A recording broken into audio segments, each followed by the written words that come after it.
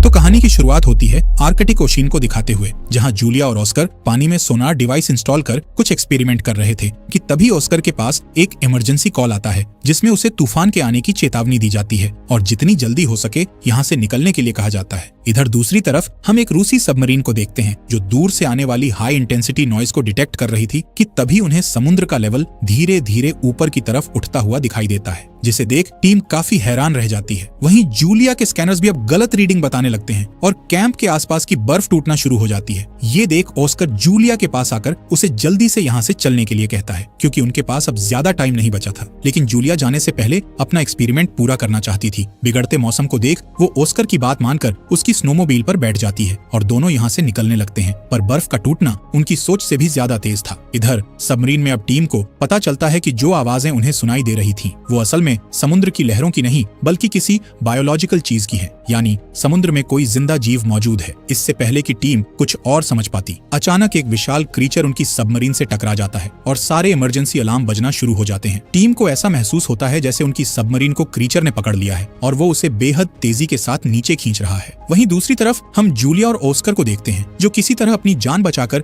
यहाँ से भागने की कोशिश कर रहे थे, क्योंकि उनके पीछे की बर्फ लगातार टूटती जा रही थी कि तभी ऑस्कर की नजर सामने से उठ रहे बर्फ के तूफान पर पड़ती है जो बहुत ही भयानक था। ऑस्कर काफी घबरा जाता है और इसी घबराहट में बैलेंस बिगड़ने की वजह से उसकी स्नोमोबाइल बर्फ की चट्टान से टकराकर ब्लास्ट हो जाती है और उन दोनों को जब तक होश आता है तब तक उनका कैंप भी तूफान की चपेट में आकर तबाह हो चुका होता है। उधर पानी के नीचे लगातार सबमरीन पर हमले हो रहे थे और ये हमले करने वाला कोई और नहीं बल्कि वही विशाल क्रीचर था, जिसे रोकने के लिए टीम अब उस पर फायरिंग करना शुरू कर देती है। तब रोशनी में उन्हें क्रीचर के कुछ विशालकाय टेंटिकल दिखाई देते हैं। इससे पहले कि टीम उन टेंटिकल्स के बारे में कुछ और जान पाती, क्रीचर दोबारा सबमरीन पर हमला कर उसे तबाह कर देता है। लेकिन डूबने से ठीक पहले कैप्टन लास्ट मोमेंट पर टीम को इमरजेंसी सिग्नल छोड़ने का ऑर्डर देता है ताकि सिग्नल मिलने पर उनकी नौसेना उन्हें जल्द ही बचाने के लिए आ जाए। अगले दिन ही रशियन मरीन हेडक्वार्टर को वो सिग्नल मिल जाता है जिसके जरिए उन्हें अपनी सबमरीन के गायब होने के बारे में पता चलता है। ये खबर सुनते ही ऑफिसर्स के पैरों तले जमीन खिसक जाती है, क्योंकि उस सबमरीन में बहुत ही पावरफुल हथियार थे।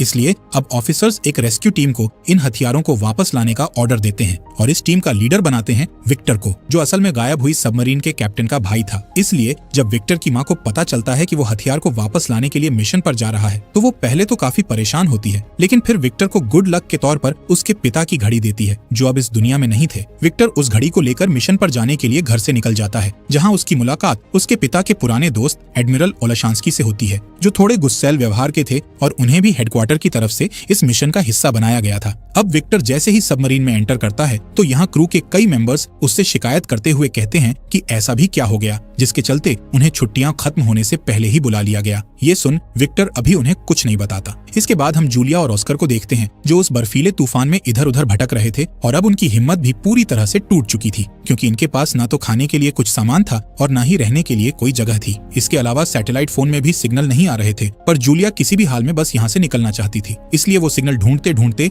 एक गहरी खाई के पास पहुंच जाती है और उसमें बस गिरने ही वाली होती है कि तभी ऑस्कर यहाँ आकर उसे बचा लेता है और जूलिया जब फोन चेक करती है तो उसमें अब सिग्नल आ चुके होते हैं। ये देख जूलिया जल्दी से एक ऑयल रिग कंपनी से कांटेक्ट करती है, लेकिन तूफान का शोर इतना ज्यादा था कि कंपनी के मेंबर को जूलिया की एक भी बात समझ नहीं आती और कुछ ही सेकंड्स बाद सिग्नल गायब होने की वजह से कॉल कट हो जाता है। जूलिया और ऑस्कर की हिम्मत अब लगभग खत्म हो चुकी थी, पर फिर भी ऑस्कर बचने की एक आखिरी उम्मीद के साथ फ्लेयर गन चलाता है कि तभी जूलिया की नजर सामने बर्फ की सतह पर पड़ती है, जहां एक लाल रंग की रोशनी चमक रही थी। लेकिन वो क्या है, ये जानने के लिए दोनों इस रोशनी की तरफ भागते हैं और जब पास जाकर देखते हैं तो पता चलता है कि ये वही इमरजेंसी सिग्नल है जिसे गायब हुई सबमरीन के कैप्टन ने रिलीज करवाया था। और इन दोनों को ये बात अच्छी तरह पता थी कि इस सिग्नल को ढूंढते हुए रशियन सेना यहाँ जरूर आएगी, इसलिए जूलिया ऑस्कर से यहीं रुकने के लिए कहती है। इधर विक्टर की सबमरीन कई घंटों का सफर तय करने के बाद अब उस लोकेशन पर पहुंच जाती है जहां विक्टर के भाई की सबमरीन गायब हुई थी। इसके अलावा उन्हें इमरजेंसी सिग्नल की भी लोकेशन पता चल चुकी थी, इसलिए विक्टर अपनी टीम को इसी जगह पर चलने के लिए कहता है। लेकिन यहाँ पहुंचने के बाद विक्टर को कोई सबमरीन तो नहीं मिलती, पर दो थके हारे जियोलॉजिस्ट्स मिल जाते हैं जिनकी हालत बहुत ज्यादा खराब थी। इसलिए विक्टर इन्हें जल्दी से अपनी सबमरीन में ले जाता है। हालांकि ऐसा करने के पीछे उसका एक मकसद छुपा हुआ था। दरअसल वो जूलिया और ऑस्कर के जरिए ये जानना चाहता था कि आखिर उसके भाई की सबमरीन के साथ हुआ क्या था, और यही बात जब वो जूलिया से पूछता है तो उसके पास भी इस सवाल का कोई जवाब नहीं होता। वो विक्टर से कहती है कि मुझे शुरुआत में ऐसा लगा था कि ये सब हमारे सोनार डिवाइस के विस्फोट की वजह से हुआ है, जिसके चलते समुद्री भूकंप ने दस्तक दी। लेकिन जब मैंने अपने इक्विपमेंट्स चेक किए तो उस दिन किसी भी डिवाइस ने भूकंप को रिकॉर्ड ही नहीं किया था। ये देख जूलिया को यकीन हो गया कि इतनी भयानक हलचल भूकंप पैदा नहीं कर सकता है, बल्कि ये काम किसी समुद्री क्रीचर का है। ये सुनते ही विक्टर को पिछले दिन हुई एक रहस्यमयी घटना याद आ जाती है। दरअसल जब ये लोग आर्कटिक सर्कल में दाखिल होने वाले थे, तभी इनके राडार ने एक अजीब सिग्नल पकड़ा, जो असल में व्हेल मछलियों का झुंड था। और ये झुंड बार बार उनकी सबमरीन से टकरा रहा था, जैसे जानबूझकर विक्टर को आगे बढ़ने से रोकना चाह रहा हो। पर एडमिरल ओलेशांस्की इन्हें दूर भगाने के लिए लो फ्रीक्वेंसी सिग्नल रिलीज करने का ऑर्डर देता है। हालांकि विक्टर ऐसा करने से मना करता है, क्योंकि इससे व्हेल मछलियों को नुकसान हो सकता था। पर एडमिरल ओलेशांस्की उसकी एक नहीं सुनता। लो फ्रीक्वेंसी के ऑन होते ही सभी मछलियां दूर भाग जाती हैं, लेकिन फिर दोबारा वापस आ जाती हैं। ये देख टीम मेंबर्स हैरान रह जाते हैं कि तभी उन्हें समुद्र की गहराई से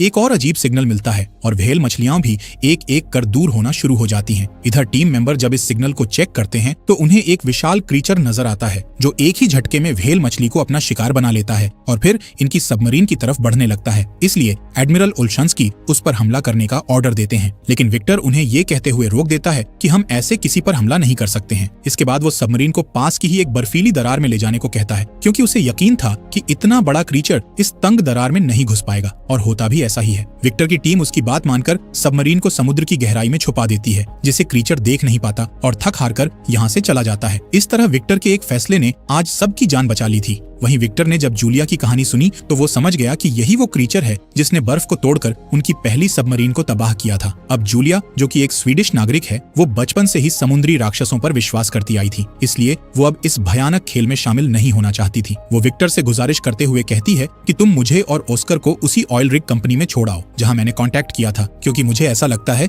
कि ये क्रीचर वहाँ नहीं पहुँच पाएगा। जूलिया की बात सुनकर जब विक्टर कंपनी की लोकेशन चेक करता है तो पता चलता है कि वो यहाँ से ज्यादा दूर नहीं है, इसलिए वो इन दोनों को वहां छोड़ने के लिए निकल पड़ता है। लेकिन रास्ते में एक बार फिर टीम अपनी स्क्रीन पर उसी अजीब सिग्नल को नोटिस करती है, पर ये नहीं देख पाती कि वो क्रीचर अब मिट्टी के नीचे से धीरे धीरे उनकी तरफ बढ़ रहा है। जैसे ही ये लोग रिग कंपनी के करीब पहुंचकर वहां के इंचार्ज से कांटेक्ट करने ही वाले होते हैं, तभी समुद्र में हलचल होना शुरू हो जाती है। तेज लहरों के साथ पानी के अंदर से कई विशालकाय टेंटिकल्स बाहर निकलते हैं और मजबूत स्टील रिग कंपनी को पल भर में तबाह कर देते हैं। इधर विक्टर टेलीस्कोप के जरिए जब बाहर का नजारा देखता है तो उसे क्रीचर का असली रूप नजर आता है, जो कि असल में एक बहुत बड़ा ऑक्टोपस था। उसका चेहरा देखने के बाद टीम के सभी लोग हैरान रह जाते हैं, पर इससे पहले कि वो कुछ समझ पाते, कंपनी पूरी तरह समुद्र में समा जाती है। इसलिए अब विक्टर की टीम के पास यहाँ से भागने के अलावा कोई दूसरा रास्ता नहीं बचता, जबकि ऑक्टोपस रिग को बर्बाद करने के बाद उनकी सबमरीन की तरफ बढ़ता है। ये देख एडमिरल ओलेशांस्की गुस्से में कमान अपने हाथ में ले लेता है और टीम को 2 टॉर्पीडो फायर करने का ऑर्डर देता है, लेकिन कोई फायदा नहीं होता, क्योंकि ऑक्टोपस अभी भी जिंदा था, जो हमले की वजह से अब और भी ज्यादा गुस्से में आ गया था। वो तेजी से इनकी सबमरीन की ओर बढ़ने लगता है। ये देख एडमिरल ओलेशांस्की काफी डर जाते हैं और कमान दोबारा विक्टर को सौंप देते हैं। कमान हाथ में आते ही विक्टर फौरन सबमरीन को दूसरी दिशा में मोड़ने का आदेश देता है। इस तरह ये ऑक्टोपस के हमले से तो बच जाते हैं, लेकिन एक टेंटिकल इनकी सबमरीन से टकरा जाता है, जिस वजह से सबमरीन के पार्ट्स डैमेज हो जाते हैं और वो समुद्र में डूबने लगती है। इसके बाद हम देखते हैं कि ऑक्टोपस ने इन पर दोबारा हमला कर दिया है, जिसके चलते अब टॉर्पीडो रूम में भी आग लग गई है और फिर उसमें करीब 7 लोग फंस जाते हैं कि तभी ऑक्टोपस एक और हमला कर सबमरीन को नीचे डुबाने की कोशिश करने लगता है और इन्हें चारों तरफ से घेर लेता है। ये देख विक्टर सभी टीम मेंबर्स को साइलेंट मोड में रहने के लिए कहता है, क्योंकि समुद्री जीव अक्सर आवाज से अट्रैक्ट होते हैं। इसलिए विक्टर सभी को शांत रहने का ऑर्डर देता है और आग बुझाने के काम को भी रुकवा देता है, जिस वजह से टॉर्पीडो रूम में कार्बन मोनोऑक्साइड बढ़ने लगती है। लेकिन विक्टर का प्लान कामयाब हो जाता है। क्रैकन को जब कोई आवाज सुनाई नहीं देती तो वो वहां से चला जाता है और उसके जाते ही टॉर्पीडो रूम में से घायल लोगों को बाहर निकालकर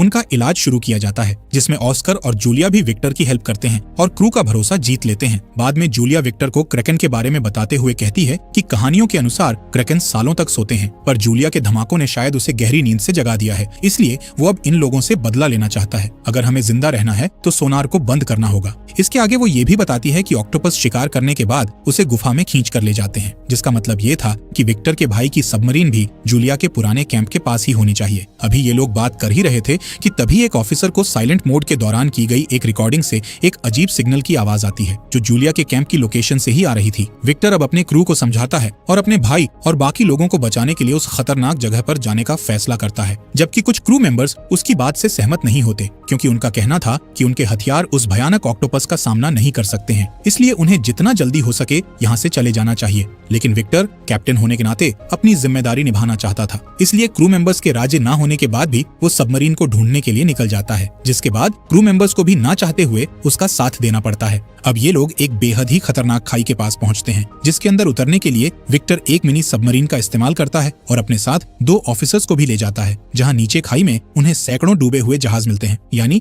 जूलिया ने जो क्रैकन की कहानी सुनाई थी वो झूठ नहीं बल्कि सच थी। इसी दौरान इन लोगों को विक्टर के भाई की भी सबमरीन मिल जाती है, जिसका अगला हिस्सा थोड़ा सही सलामत था, इसलिए विक्टर इसी हिस्से से अपनी मिनी सबमरीन को जोड़ देता है और जब अंदर जाकर देखता है तो उसे अपना भाई अलेक्जेंडर और उसका क्रू नजर आता है जो अब भी जिंदा थे। अपने भाई को जिंदा देख विक्टर को बहुत ज्यादा खुशी होती है और साथ ही हैरानी भी, क्योंकि इतने दिन क्रैकन से बचकर रहना कोई मामूली बात नहीं थी। यही सवाल जब वो अलेक्जेंडर से करता है तब वो उसे बताता है कि क्रैकन से बचने के लिए उन्होंने साइलेंट मोड का इस्तेमाल किया था, तभी वो सब बच पाए। अब क्योंकि मिनी सबमरीन में जगह कम थी, इसलिए विक्टर 2 राउंड में क्रू मेंबर्स को यहाँ से निकालने का फैसला करता है और पहले राउंड में एक टीम को सबमरीन में बैठाकर रवाना कर देता है, जबकि वो खुद अपने भाई के साथ यहीं रुकता है। लेकिन जैसे ही ये टीम आधे रास्ते पर पहुंचती है तो हम देखते हैं कि क्रैकन फिर से जाग गया है। इधर विक्टर और अलेक्जेंडर उन खास मिसाइल्स को एक्टिवेट करने की कोशिश करते हैं और काफी मशक्कत के बाद जब कंप्यूटर ऑन होता है तब मिसाइल एक्टिवेट हो जाती है। उसी वक्त क्रैकन भी मेन सबमरीन पर हमला करने ही वाला होता है कि तभी मिनी सबमरीन से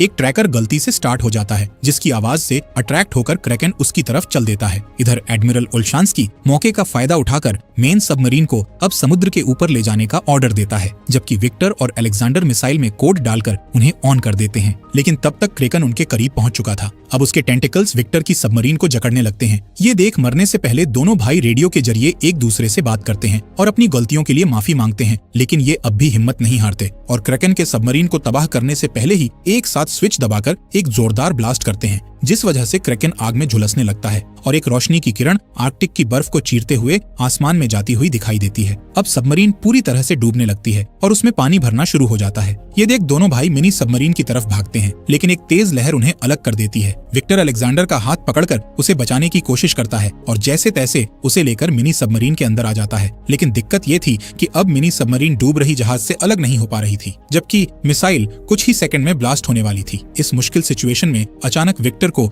इमरजेंसी लेवर याद आता है। वो पूरी ताकत लगाकर उसे खींचता है, जिसके बाद मिनी सबमरीन ठीक ब्लास्ट से पहले वहां से निकल जाती है। वहीं पानी के बाहर एडमिरल ओल्शांस्की के साथ साथ पूरा क्रू इन दोनों का इंतजार कर रहा था। लेकिन बहुत देर बीत जाने के बाद जब विक्टर और उसके भाई के आने की कोई उम्मीद नहीं दिखती है तो ये लोग मायूस होकर यहाँ से जाने लगते हैं। पर तभी पानी को चीरते हुए मिनी सबमरीन बाहर आती है, जिसमें विक्टर और अलेक्जेंडर मौजूद थे। इन दोनों को देखने के बाद पूरा क्रू खुशी से झूम उठता है और सभी राहत की सांस लेते हैं। जिसके बाद विक्टर अपने पिता की घड़ी अलेक्जेंडर को सौंपता है, लेकिन वो इसे लेने से मना कर देता है और विक्टर से कहता है कि तुम इस घड़ी के असली हकदार हो, इसलिए तुम ही इसे अपने पास रखो। कुछ वक्त बाद इनका पूरा क्रू रूस पहुंच जाता है और दोनों भाई अपने परिवार से मिलते हैं और इस तरह खतरनाक और नामुमकिन सा लगने वाला मिशन आखिरकार सक्सेसफुल हो जाता है और मूवी यहीं दी एंड हो जाती है।